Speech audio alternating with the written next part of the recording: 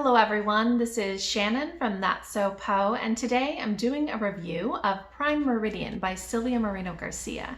This is a sci-fi novella set in near-future Mexico City, centering on a woman, Emilia, who dreams of moving to the colonies on Mars. But she is stuck in poverty and is very embittered by all of the things that have gone wrong in her life that have prevented her from going to Mars.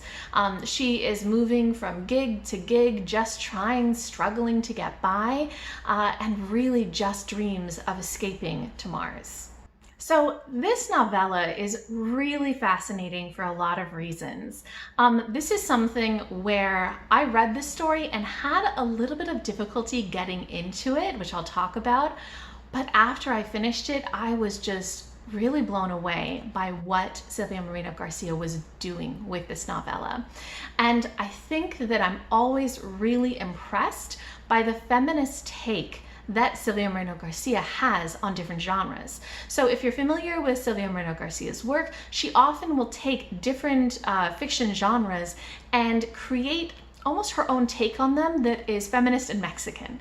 And I love that. Now this book, interestingly, I'm pretty sure is her take on cyberpunk.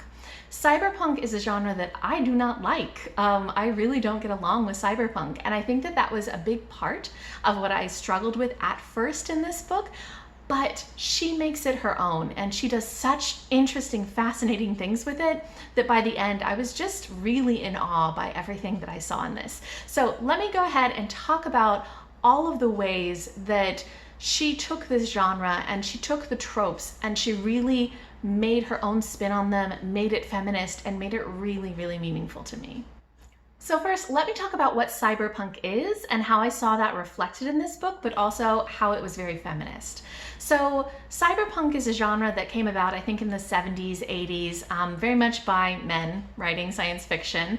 And it's this very gritty, sort of low-life, high-tech type of world. So it's something that's futuristic, it's very urban, it's very nihilistic. It has a lot of the aspects of things like film noir. It's just a very dystopian style of futuristic sci-fi. So in this book, I really see the way that cyberpunk is reflected both in the characters and in the setting. So the setting in cyberpunk is just, like I said, this kind of nihilistic urban future. And in this book, we have Mexico City in somewhat of a near future, but you really have extreme differences between the rich and the poor.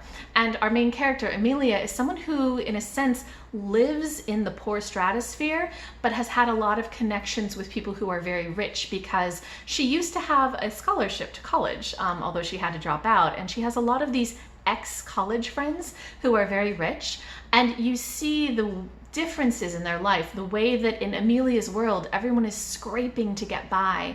There's so much corruption, there's gangs, there's things like just bribing people, there's constant issues with access to things like water. So there's very much a gritty urban dystopian feel to the setting. Then in the characters, it's really interesting because generally cyberpunk would focus on kind of this lone wolf cowboy type of character, a guy who is, you know, very not happy with the world, but, you know, kind of rebelling against it. So I'll read sort of the description from Wikipedia about what a cyberpunk character is. Many cyberpunk protagonists are manipulated, placed in situations where they have little or no choice. These anti-heroes, criminals, outcasts, visionaries, dissenters, and misfits call to mind the private eye of detective fiction. This emphasis on the misfits and the malcontents is the punk component of cyberpunk. We have all of this embodied in Emilia. So Emilia is this main character who very much is manipulated and put into situations that she doesn't want to be in. She's had so many times to do things that she doesn't want to do, such as dropping out of college because she needed to take care of her mother who was sick, or being forced to help her sister take care of her kids because of financial reasons, or being forced to interact with her ex-college friends who are awful in order to ask them for money. There's so much in here. She's also kind of connected to a lot of the criminal underbelly of Mexico City. She has all of these friends who are doing very shady things. She's somebody who doesn't have any respect really for the law or for property or for anything like that. And in a sense, she is so bitter and so angry at everything that's going on. She sort of wants the world to burn, but she also has this visionary feel to her because she wants more. She wants out, she wants to go to Mars. So I really think that Emilia fits this main character, this protagonist of a cyberpunk story. The fascinating thing though is that this is very much a feminist take, because cyberpunk traditionally is very, very male-centered. It's very much about the lone wolf cowboy, about some man who is embodying so many of these masculine stereotypes and really, you know, using women, using the system, you know, kind of hard on his luck guy. But it's all about the male experience. And Moreno-Garcia has flipped this, and she's made our main cyberpunk, very much cyberpunk protagonist, female. And this brings me to my next point about what I thought was so well done in this book, was that we are given a very unlikable female protagonist. Emilia is someone who is bitter. She is angry. She is self-destructive. She is, in many senses, just completely lacks ethics. She is someone who is very much out for herself and has no regard for anyone else. She doesn't follow through with her promises. She uses other people. She lets herself be used by other people. She makes bad choices left and right. And I think what I love about this is that Moreno-Garcia has written this unlikable female character and challenged us. She has challenged us to go into this story and read this unlikable female character who's basically the complete opposite of everything that we are conditioned to want a female character to be, and empathize with her. And I think what is really fascinating about this is that Emilia is everything that you tend to see male protagonists be in cyberpunk, but whereas I think it's a lot easier to empathize with a male character with all of those traits, it's very hard to empathize with a female character with all of those traits. And even if you think that, you know, you love a strong female character, this is a hard one because she is very self-destructive and just so bitter and so angry and just so unlikable in so many ways, and I kind of love it. I struggled at first to get into this story because of that. She really is a hard character to connect to, but then once I connected to her, I loved so much of what was going on and so much of what this book was saying and what this book was challenging us to do in terms of our preconceived notions about what females can be and cannot be and what male characters can be and cannot be. I just loved that flipping of gender roles and how much it really forces you to acknowledge that you would have been okay with this if it had been a male character, and yet as a female character it's kind of hard.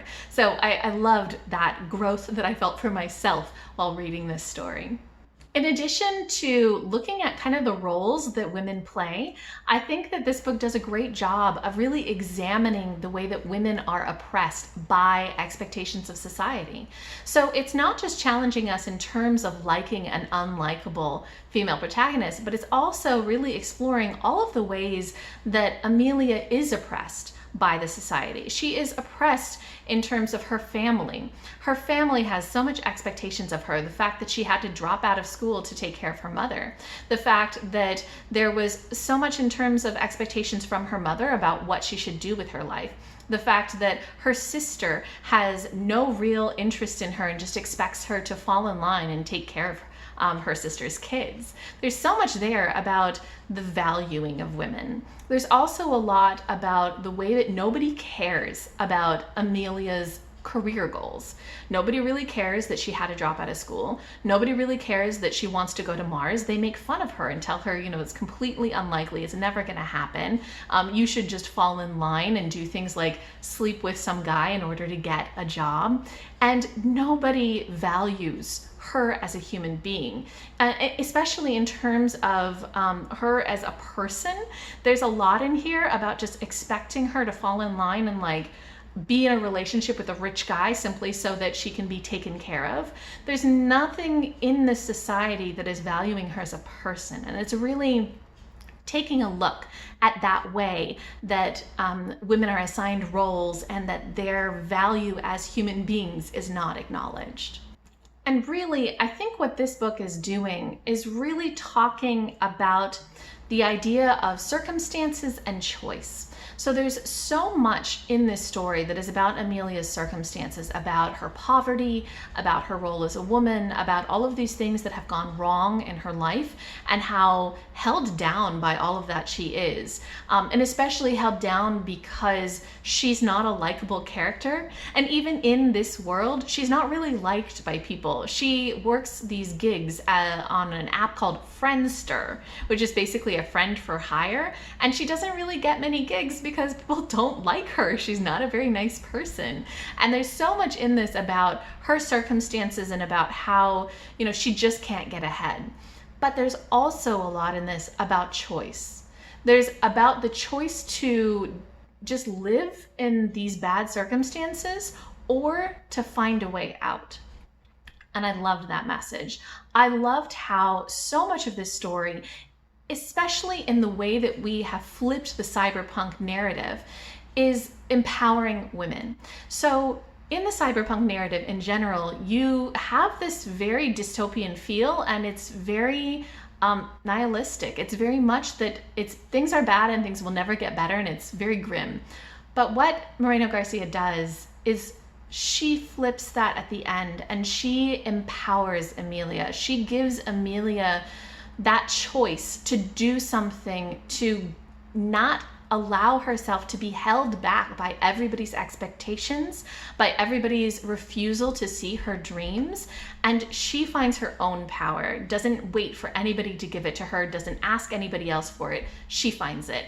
And I really love the way that this story talks about that choice of Emilia and her unwillingness to let go of her dreams, unwillingness to be held down by all of this stuff going on in society. So I love that messaging.